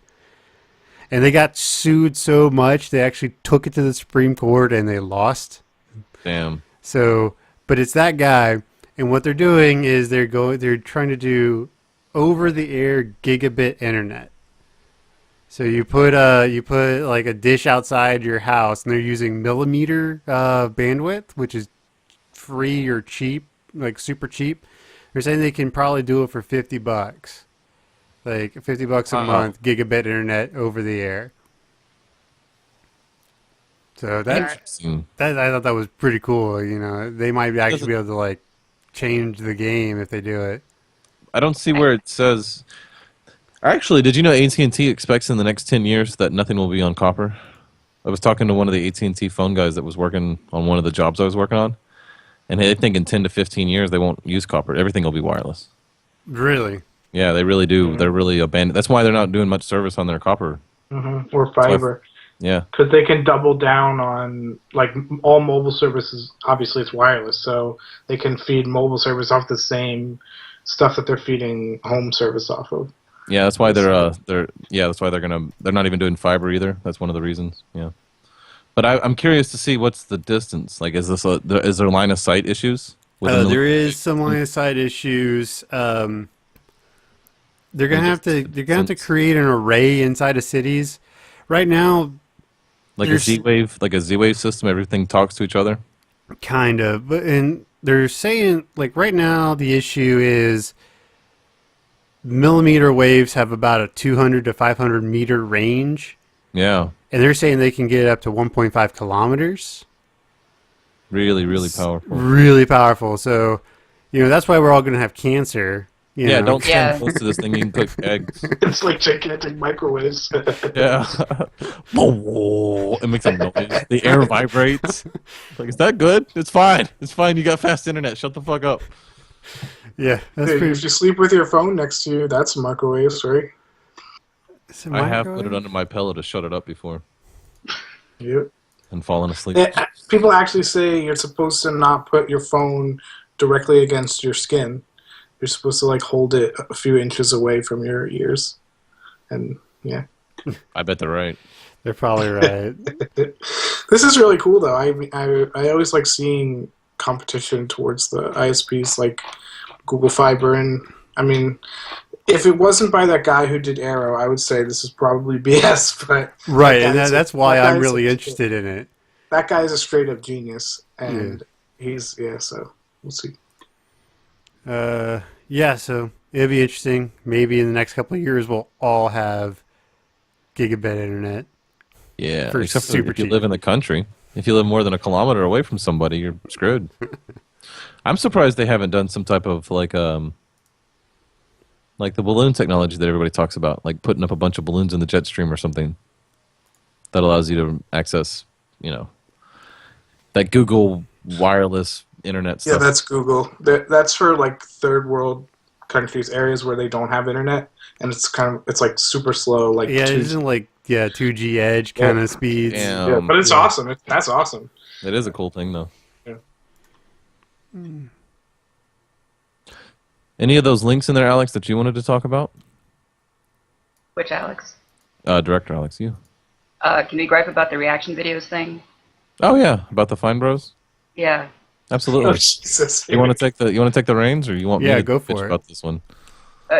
Who? Go, Alex. I was just talking You- shit about this too. But I don't know much about this except for what I've seen popularized on Reddit, and this article is just so people have reaction videos, and these one guys have tons more, and they've copyrighted some shit. Now they're trying to copyright reaction videos in general and abuse how YouTube does the copyright report system. And it's just I don't even know who these people are. I didn't hear of them before a couple of days ago, but I want them to be crucified. right, absolutely. Like medieval Testament style? Yeah, we could draw like and Romans? quarter them. I'm fine with that. Sure. Yeah, we Yeah, can the draw and Fine quarter. Bros have actually been around for a long time. They were some of like I think they were some of like the original. You know those beginning those movies. videos where they have teenagers like try to put a cassette in a cassette player. Like they get like 14-year-olds and they'll record the reaction videos. They're like, what are they doing here? And the guys are like, I don't know. Or they have like 14-year-olds try on Jinko pants and they record the reaction. Like, what the fuck are these? It's that kind of videos. Or old people smoke weed for the first time. You ever seen those on YouTube? Yeah, yeah. That's those guys. Those are the guys who popularized that genre. Yeah. They're copywriting that style of video. Yeah, Not it's gonna not be able their to- logo or anything. It's just the style. If you have a reaction video of anything, they'll Yeah. sue you. And Well, so because I actually they did an update today, and I've been kind of trying to follow this closely. I think part of it is they did not explain it well, but also part of it is they're assholes. They're definitely being dicks about it. They actually are trying to trademark the word react. Yeah, And have react it be like and a part of- opinions. Yeah, so they're not actually copywriting anything. They're trying to trademark, right? I think what they're copywriting is their brand, basically. So it's not if, a new word. It's not like they're copyrighting the word Google when they made it up. right, It's a word in the English it's language. really dumb, and They're it's not copywriting the actual word. They're trademarking the word inside of the YouTube universe. So inside of the YouTube universe, if you use React as part of your title for your video, you're going to be infringing on their trademarks or opinions or versus, like people versus technology. Like a lot of things they're trying to trademark, not just React. It's not just that. And it is a straight money grab. Like they're just shitty people. Like that guy that bought the what was it, cancer medicine that was $7 and now it's 1,000. Yeah, Yeah, really. Martin Scarelli. It's the same No, thing. the actual word that they're trying to trade. They're actually trying to file a trademark for the word React. This is actually there's like a screenshot of in that article, and yeah, and so it's actually up for. There's like a period of where the public can oppose the trademark. So go ahead and do that. It's pretty messed up. And then so really what the problem is that they're saying like they're only gonna go after people. By go after they mean send takedown requests to people who are using their style or the problem is they don't define what their thing is. Yeah, so they can apply it to everyone. Exactly.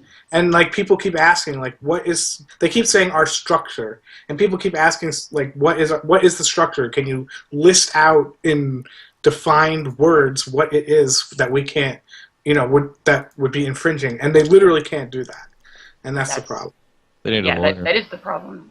Oh, they have lawyers. Yeah. Well, yeah, I know they've got money. I understand. Now they really need to do is stop doing or at least like 100% say we will never ever go after you if you do a React video. That's what they're kind of trying to say that, but they're really not saying that. And the doublespeak is what people really are getting turned off by. But they said in their video, which I only know because I watched Critical's reaction to their reaction announcement thing, which is hilarious. But they said, like, if you see other people doing these React things, then you need to take it down because it's hurting the community. So they're telling people to go after others. Yeah, they did an update today. I think it was today. It was either today or yesterday. And if you watch that, they try and kind of go back on what they said. And they're like, guys, we explained it badly. The real problem is that, Microsoft, the same thing happened to them when they released the Xbox One. Like, yeah, there was some shitty policies that they were trying to push through. But the real problem was their messaging was bad. It wasn't. It was. I don't care how you wrap that up. If you told me that my Xbox had to stay online all the time to play a fucking game that I bought that was a CD from Walmart, that's ridiculous. That's not. You can't package that in a way that I'm going to be happy about it. The same way you can't package these fine bros telling me that they can trademark the word React. Well, like, there are two different scenarios. Like the Fine Bros are just really fucking wrong. But with specifically with the Xbox, there's actually a lot of benefits that come with having to be on 100% of the time. No, there isn't. If developers know that the game there might be benefits to having it online, but you should also have the choice to take it off. Yeah, if I can't take my Xbox to play, if I can't take it to my grandmother's to play during Christmas when all the fucking parents are bothering me, and she doesn't have internet, or it's so shitty that I can't really connect to it, and I can't play it, like that's, I don't know. And fuck that. That's one side of the argument. The other side is now the developers can't put in features in the game that require the game to be online because there are people who want to play it offline.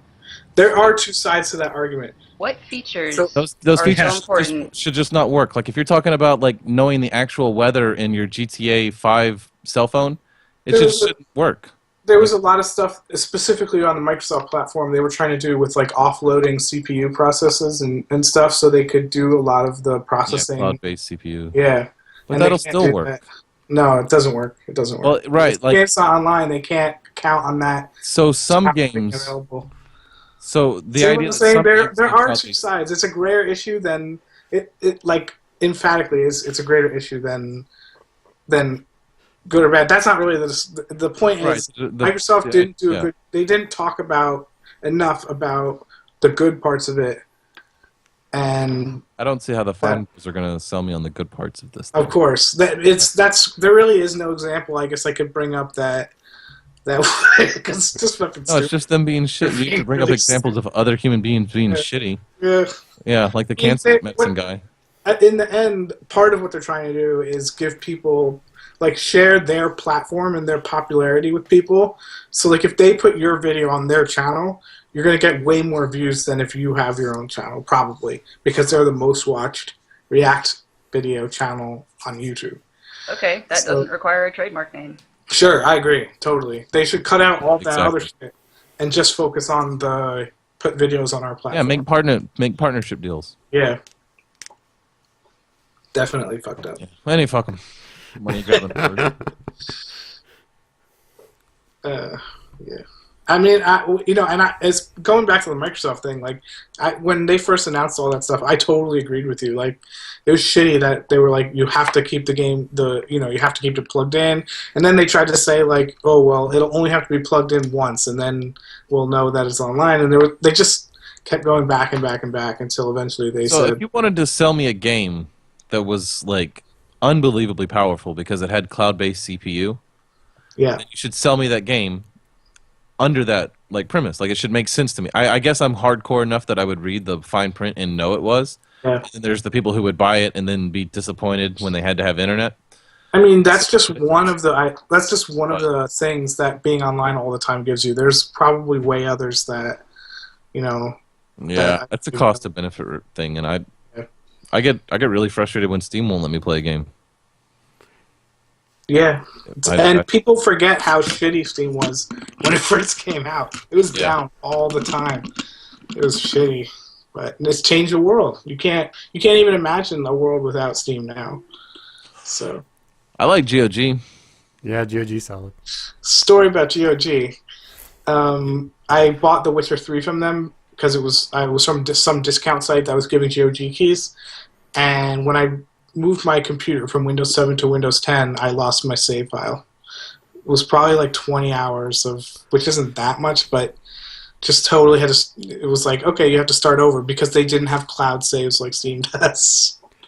Like, I didn't even think about it. I totally took that. Like, I was just like, oh, there must be cloud saves. I'll just open the game up and it'll be fine. But No, you're hardly connected to GOG once you play the game. they actually released I don't know if it's still in beta, but they have their own like desktop app now. They do. Yeah, Galaxy. Yeah, and they're supposed to be building in cloud support for that. So we'll see. But I do like the idea behind GOG. I do. Yeah, full DRM free. Mm-hmm. Yeah. And I like how they buy old games and clean them up.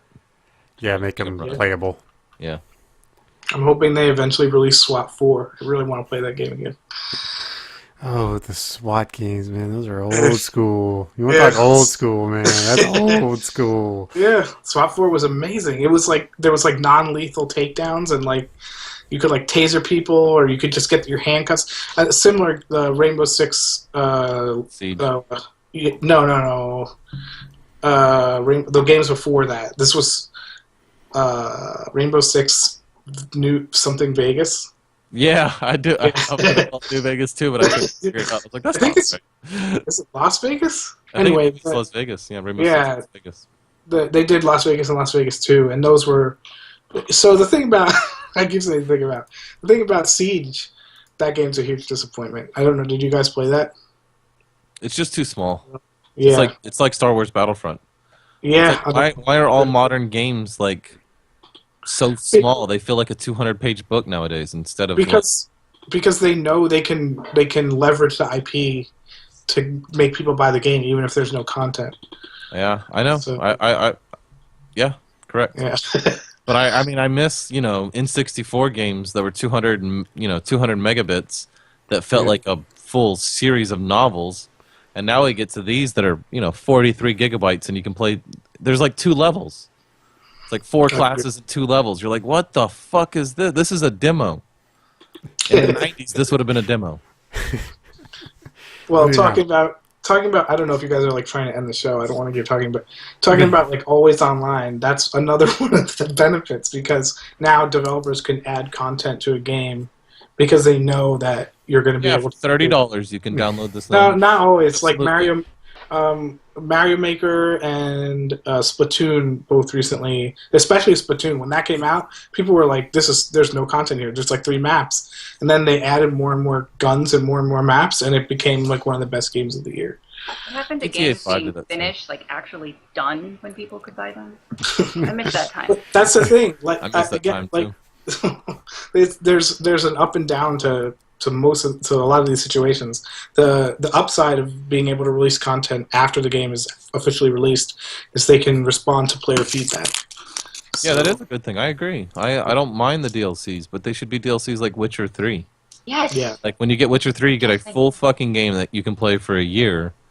Or like Skyrim. Like Skyrim is the perfect examples of how to do a DLC. Yeah. You get a game that people can play. You've been playing for 4 years and never finished the main quest, and then you can add a whole new, almost the same amount of content again with DLCs. Yeah. I don't know. Well, those CD Projekt Red and Bethesda. They're like some of the best game companies out there, really. Well, fucking step up, goddamn! You're spending billions of dollars and you can't make us a game.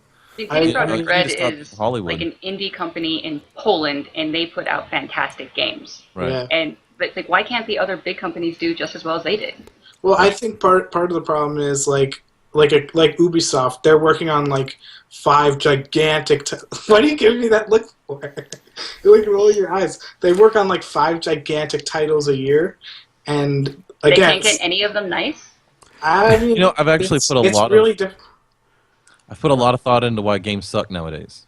Like, why back in the 90s, in the early 2000s, could you get a game that was just unbelievably good, right? Like, there's just all of the real gems seem to have come from a time in the past, right? I think it was because the games weren't so difficult to program that you had less delusion of responsibility and people putting their dirty fingers in it. Back in the day, Doom was wrote by like 4 people or something, right? Like one main guy wrote it.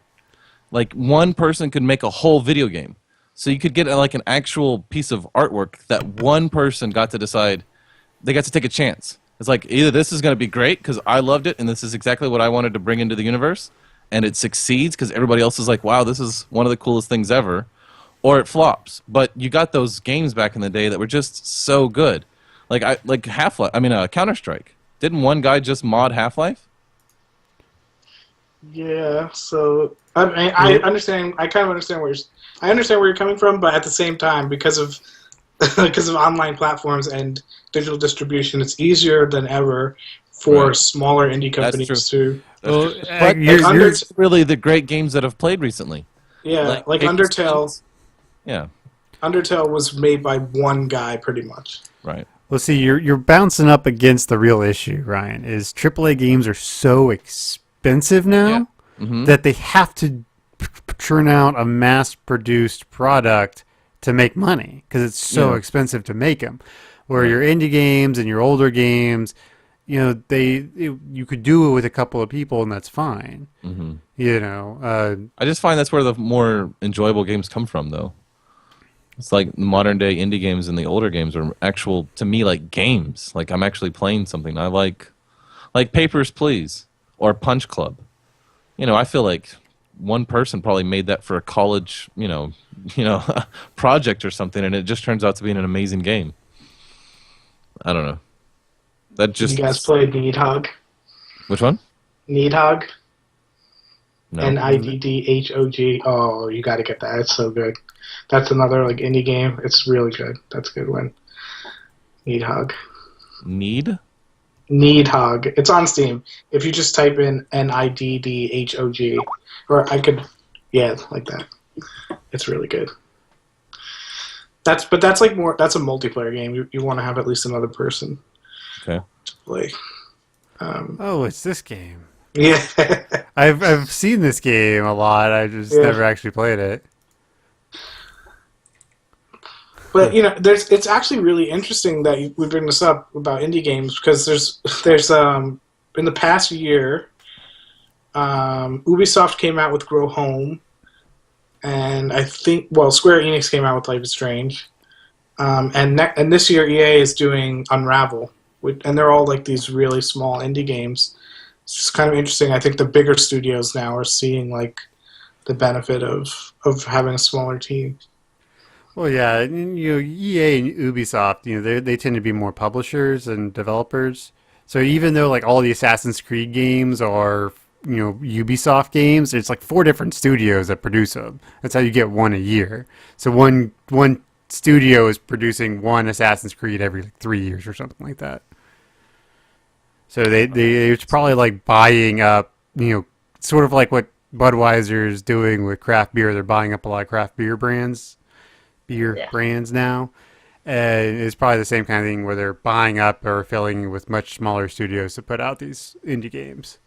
Yeah, Grow Home was actually bought as a studio that was bought, but they became part of Ubisoft, so it's not like that It's not like a separate developer published or made the game and then Ubisoft published it. They're actually taking these indie studios and incorporating them into their own house, basically. Right. Right. That's interesting.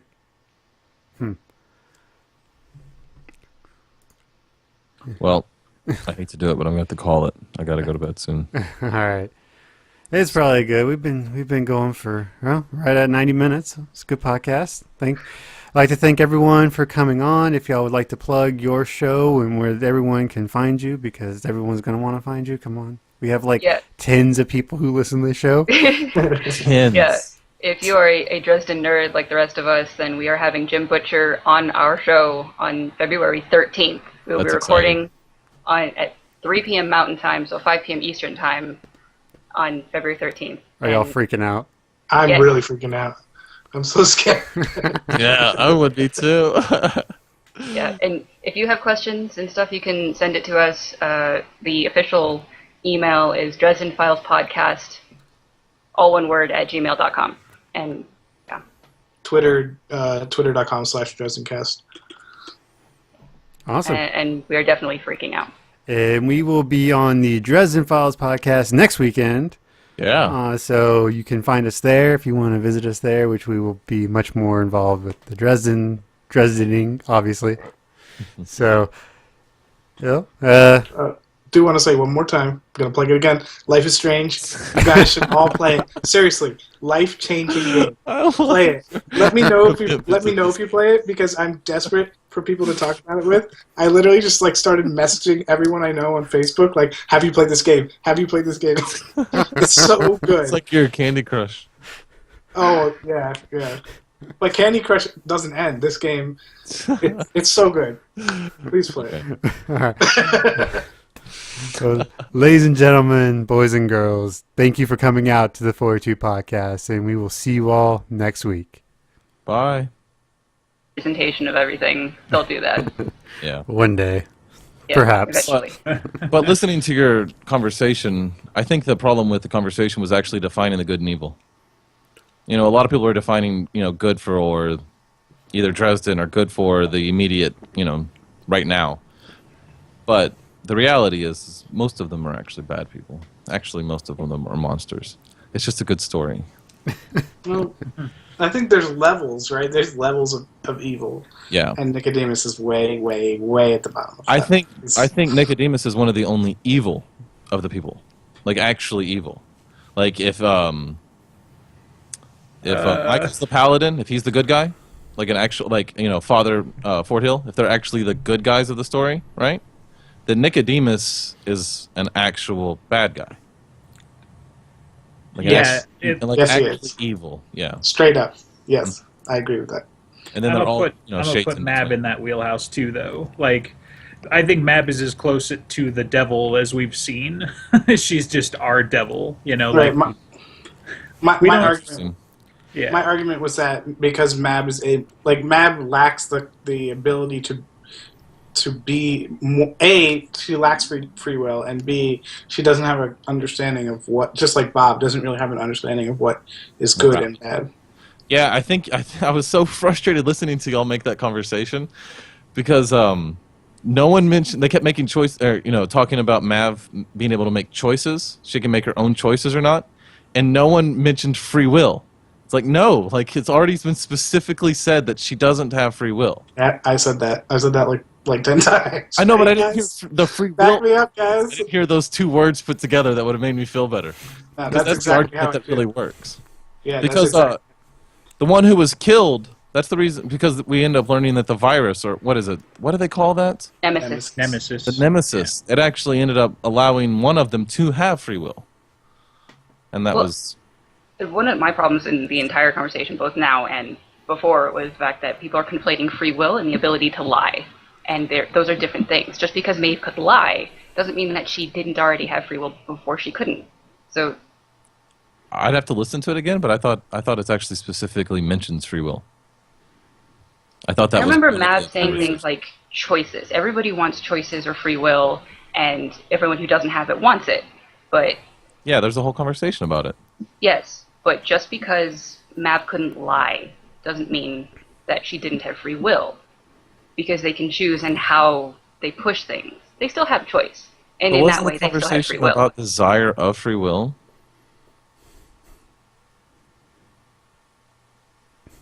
I mean, I'm pretty sure it straight up said that the fairy queens don't have free will. Yeah, I'd have to listen Don't to it think again, so. but I'm pretty sure. We'll have to listen. How Dragon Prince, written by Melanie Ron, just really defined my childhood a lot. It's kind of like from preteen to not teen. That really was my favorite, and I attached to it a lot. So I probably have to say that. But I'm probably going to now get beaten by my co-hosts now. So. Get the rubber mallets. Bring out the mallets. You have seen a movie, right? Like just a movie? Yes. Oh, okay. Yeah. But that's the same problem. It's like, I don't know what would be the favorite movie. It's which one is it that I've been binge watching lately? I have no idea. I actually can't remember the last time I watched a full movie. Of the recent things, I guess I'd say Edge of Tomorrow. That thing was fantastic. So. Okay. Cool. I mean, she's hot, seriously, so... Yeah, that movie was good. I enjoyed that a lot. And new Alex, welcome to the Hello, podcast. Who has no video, and we'll mock you incessantly for that. That's okay. That's fair. So I'm actually going to give a game for my favorite movie because this game is very cinematic, and I'm kind of trying to spread awareness. I hope you don't mind. I'm kind of going. Go for it, man. We don't care. A couple of days ago, I finished Life is Strange. It's a episodic. It's on Steam? Yeah, it's Steam, PS4, Xbox One. It's similar to the Telltale games. I don't know if you guys have played any of those, like The Walking Dead or The Wolf Among Us. Both incredible games. Yeah, but this takes it up like a million notches. The story is so engrossing, and the character development. It feels like they're real people. Really? And it's just so good. I haven't stopped thinking about it since I finished playing it. So I would definitely recommend that to anyone who's listening. It's really awesome. It's like $20 for all 5 episodes now. Favorite book? I'm gonna go with The Half-Blood Prince from Harry Potter. Boom! Not even Dresden Files book. What are you guys gonna do about it? Why that one? Beat me up with the rubber mallets. But Half-Blood Prince, I don't. It just has my favorite story of all the books. Is that the one with the... It's the one where Dumbledore dies, right? Yeah. Spoiler alert. I mean, Yeah. book's like 15 years old, but Right. you never know. See the movies and every one- instance ever. Snape kills Dumbledore. Heard it here first. Right. Yeah. No, that's definitely. I don't know. It's just always been my favorite. Yeah, my favorite book. That is a good book. That's a really good book. Man, I couldn't get that far. I got like a quarter Really? away. Yeah, I got a quarter away into the 5th book, or the Phoenix, and I was.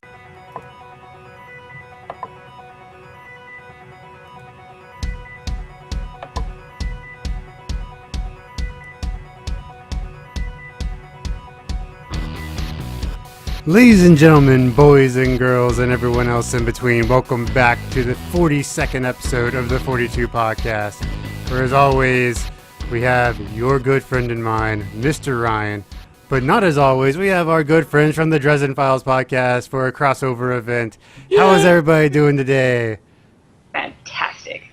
Yay, we have back Alex and Justin from the last time we did this, which was like, I don't know, like episode 34 or something like that. Actually, I had probably older than that. I don't know. But now we have another Alex. So y'all introduce yourselves. I asked y'all to prepare like your favorite book and or movie so we can make fun of you for having terrible taste. So why don't we go from left to right? So Justin, why don't you start? Then director Alex, then new Alex. And yeah, so we'll go from there. Favorite book and or movie. So favorite book is definitely going to be from the Dresden Files. So if I actually pin one down, the other 2 hosts are going to beat me with some kind of rubber mallet. Do it. But Do it. yeah. Do it. Be a man of your convictions, my friend. I know. Yeah, I think I'm going to go with Skin Game, actually. So out of the 15, Really? I'm going to narrow it down to Skin Game. God, yeah. you're wrong. False. The problem is I always want to go with Changes, but the Changes is just its own beast. So Yeah, but you never shut up about Turncoat. I know, and Turncoat is definitely one of my favorites, but I think they get better each time. And so until Tea Party comes out, then I'm just kidding. So until Peace Talks come out, then this is what we got. So movie is tough because I've always watched movies forever, and my family's just kind of like we're the pop culture people. So picking your favorite movies, like what is it today? Yeah. Yeah. Oh, yeah. I'm definitely there. And then it's like which of the awesome genres. So Well, let's where are you go. today and with what genre? Well, I think I'm going to pull the Star Wars nerd, and I'm gonna say Empire Strikes Back. So yeah, I think it's a that's what I'm classic. gonna do. I mean, if we wanted to narrow it down to like Star Trek, I could tell you my favorite Star Trek movie and blah blah blah. But I think that's what I'm gonna go with. So to keep this like under an hour. Yeah, with as many people as we have on the podcast, this could very likely be a long one. Right? So, Director Alex, how about you? I mean, I'm tempted to say one of the Dresden Files also is a favorite, but I can't ignore. Happen with that coin, because in your mind you know that Dresden is really seduced by that kind of power. It's like I'm curious. Speaking of the Denarians, and I was not on the last episode, and you guys started talking about Nicodemus, and I was listening, and I was just like screaming to myself in my car. I don't know if these guys told you how I feel about Nicodemus, the character. I think you guys were talking about like what makes it or which characters are evil, right? No, it was a while ago. Yeah, something like that. Yeah, and someone kept saying that like Nicodemus wasn't like that evil of a character, and I'm just like, ugh. Who said that? I don't know, but Nicodemus Probably me. It was probably Alex. Alex Yeah. would say. Nicodemus is the most evil character, period, in the story. No. But No? we don't have to, Who is we don't that? have to open that can of words. We don't have to Okay. open that can of words. just because I was listening to y'all. Y'all recently had that discussion like 2 podcasts ago, right? 3 podcasts ago? Yeah, after you guys came on and we were talking about Nicodemus, we got criticism that we were like missing a certain aspect of that conversation, so we had an entire new episode basically focusing on that. Right. And then like a little bit of other stuff at the end, so it's like we just got into that conversation for a long time. Yeah. I think there's a issue with actually defining good and evil the way y'all were. I think you can define it by lawfully good and evil, which would make things a lot easier. But then a lot of people in the story would fall into the evil category. Because even Murphy towards the end is doing things that a cop wouldn't approve of. Yeah. So if you're going to base it on what society would define as good and right, or right and wrong, they're all wrong. And if you're going to base it on like who's good for just that circle of story, then a lot of them are good. A lot of them take care of each other, and a lot of them are enemy friends, right? They kind of scratch each other's backs against the greater evil. But if you didn't know the story, if you just looked at it from a whole, Marcone's a bad guy, Mav's a bad guy. If you just asked a 5-year-old, hey, if you just put pictures up, they're bad people. They are bad people. And Harry would be a monster. Like, he's already been described as a monster. He's a good guy, but barely. He's an anti-hero. He's not really even a good guy. Like, he does a lot of bad things himself. Right. There's a few times where he kills people that he probably shouldn't have. And Well- Butcher just kind of like, well, he just kind of, Just look at Death Masks, right? Death Masks sells that 100%. Look, Michael is the paladin. He's the good guy. He has to be good are for the you. only 2 good people. But Michael and Maggie? Sonia aren't here, and I've got a baseball bat, so we're going to talk. So, Right. I love that scene. it's so The only good. thing that I wished would have been different is I wish he'd have shut the door with the bat. Right. Just the end of the bat, just shut the door and turned around a little slower instead of the way he did it. And but yeah, it's perfect. I loved it. Yeah. But yeah, he's Well, not. maybe when we get a visual or It's like, fuck you, J.K. Rowling. Your writing style is terrible. I'm done. And I just quit listening That's to him. 5 more books than I made it, so good job. I mean, Stephen Fry does an amazing job reading those books. So I'll give him. He's an amazing voice actor. I forgot that I was listening to a single person doing all of those voices when listening to the audiobooks. Oh yeah, yeah, absolutely. All right, Ryan. Favorite book and or movie? Well, my favorite movie, it's so hard to choose, right? Like Right. one movie, but it has to be Fight Club. Oh, nice. Classic. It defined me, like as a kid, like as a teenager. Yeah, that. And book, man.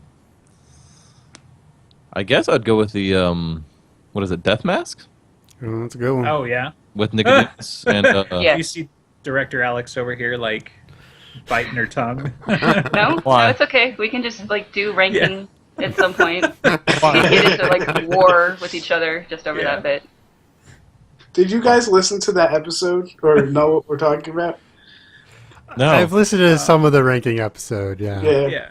We did like a 2-hour-long episode because we were going to do a series of episodes where we ranked all the books in order, and we couldn't even get past the first 4 books or 5 books, and we got like tons of people, like at least half a dozen or a dozen. I guess that's not a ton of people, but a bunch of people saying like we fucking. Sorry, is there? No, is this no. okay? It's an explicit podcast. Okay, we got people like we fucking hate this. It's terrible. It was like so frustrating for them to listen to us go back and forth. But it was fun. On the other side, we had a couple diehard fans saying that this is perfect, keep doing this, don't ever doubt yourself on this. Yeah. And so we're just left really confused on what to do. Yeah, whatever you want to do. Who Yeah, cares? If they keep coming back. It doesn't matter. Good choice, though, Ryan. I like that book, too. So, Yeah? yeah. Or are you just patronizing me? You making fun of me? No, I for agree. sure. Okay. Yeah, good. I mean, Death Masks, it's, Susan comes back, right? So Yes. you get to see all the new sexy hotness, and, spoiler alert, they have a kid because of the stuff that happens Sexy here. hotness. So, right, because of sexy hotness, and you're like, huh, Butcher can write. So I don't know. That's the I one don't. that really stretches. Yeah, that's legs what up. he it really takes off for me. Death Mask. Nice. And I'm such a huge fan of the Denarians. Yeah. And I like right. at the end of that one, you don't know what's going to happen. You know what I mean? Like he buries the coin. You're like, oh, where's Butcher going to go with this? That's one of the few times where I wish I didn't have the rest of the series completed. I would have liked to have wondered what was going to happen next. Because in my universe, I read that one and then instantly started the next book. Right. as soon as I could. So I didn't have any waiting time to like ponder like, oh, what's going to happen.